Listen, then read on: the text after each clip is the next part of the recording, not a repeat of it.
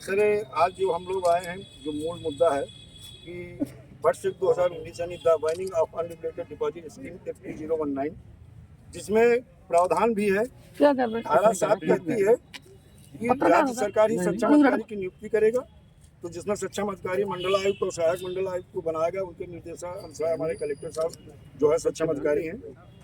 और धारा 8 कहती है निर्देशित न्यायालय का गठन भी हमारी राज्य सरकार ही करेगी। हमारी राज्य सरकार ने निर्देशित न्यायालय गठन कर दिया है डीजे प्रथम को।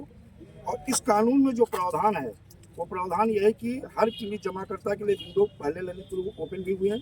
हम लोग दूसरी बार हम आ रहे हैं यहाँ पे, विंडो ओपन हुए, लोगों के भुगतान के दावे लिए गए। अभी तक उस पर देखा जाए कोई कार्रवाई की नहीं गई है।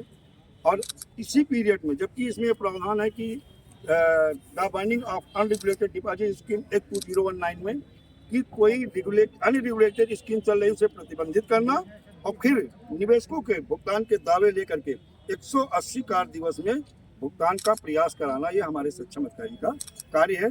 तो मैं आपसे हाथ जोड़ के निवेदन करेंगे।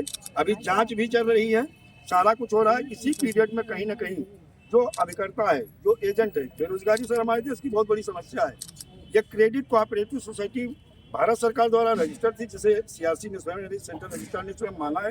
इस पीरियड में एजेंटों के ऊपर लगातार एक प्रेशर बनाया जा, दबाव बनाया। 5 अभिकर्ताओं ने अभी तक आत्महत्या कर ली सर। और सर जनवरी 25 बीत जाने दो, हम इसलिए हर जिले में जा रहे हैं, हाथ जोड़ रहे कलेक्टर साहब से कि रिक्वेस्ट कर रहे हैं कम से कम 1000 लोग। मुझे याद आता है रोजवाली और साधा स्कैम जिसमें 300 एजेंटों ने आत्महत्या की, वो माहौल बन चुका है कि हजारों लोग आत्महत्या करेंगे। सर इन्हें बचाना मेरी यहाँ ड्यूटी है, मैं सामाजिक कार्यकर्ता हूँ।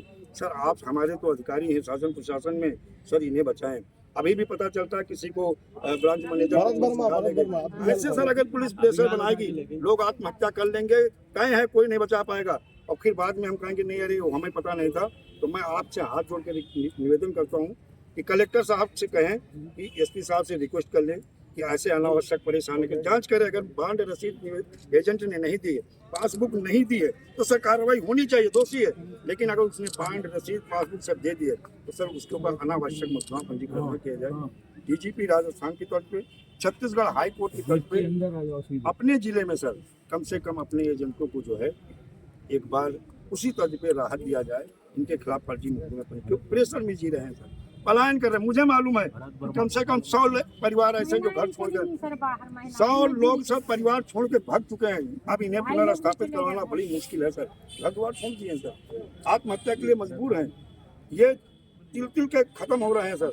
इन्हें बचाना हमारी भी यहाँ ड्यूटी है, कहाँ सर आपकी भी है। मैं आपसे हाथ जोड़ के आपके भी निवेदन करेंगे, कलेक्टर साहब से कहिएगा एक बार एसपी साहब से बात करें और इन्हें राहत दें। और जिसमें हमारे महोबा के पुलिस अधीक्षक साहब मैं धन्यवाद भी करूंगा, उन्होंने ये राहत दे दी है। जौनपुर के पुलिस अधीक्षक ने राहत दे दी है। हमारे पुलिस कमिश्नर लखनऊ के उन्होंने राहत दे दी है। और मुझे डीजीपी साहब को मैंने पत्र लिखा है, उम्मीद है कि राहत मिल जाएगी। लेकिन जिले के हमारे राजा हैं, अगर ये कह देंगे तो हमें नहीं लगता कि एसपी साहब बात करें। ठीक है सर, थैंक यू। अभी सर हाँ एक कोई एजेंट को फिर उठा, भरत वर्मा को उठा ले गए आज अभी एजेंट बेचारा, बताइए सर।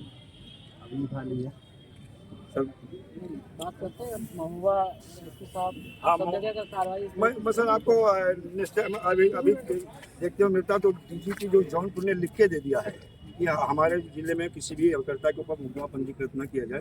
क्योंकि सर हाई कोर्ट जबलपुर ने भी कहा जो लायबिलिटी बनती है वो डायरेक्टर और मैनेजमेंट डायरेक्टर की, एजेंट की लायबिलिटी नहीं है। क्योंकि इनका अपना भी पैसा जमा, जो कमीशन पाए वो भी वहीं डाल दिए बेचारे।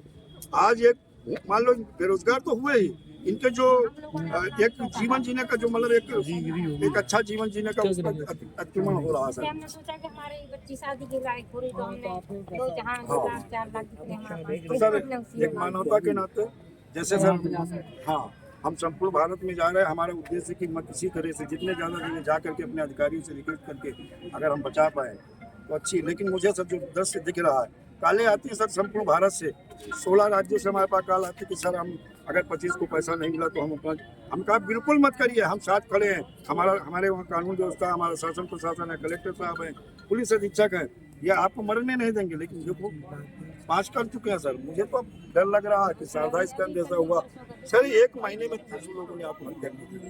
क्या मतलब है कि मान लो कि हमारी सरकार, हमारा शासन प्रशासन अगर हमारी रक्षा नहीं कर सका तो क्या, मानवता के नाते एक बार फिर हाथ जोड़, ठीक है सर।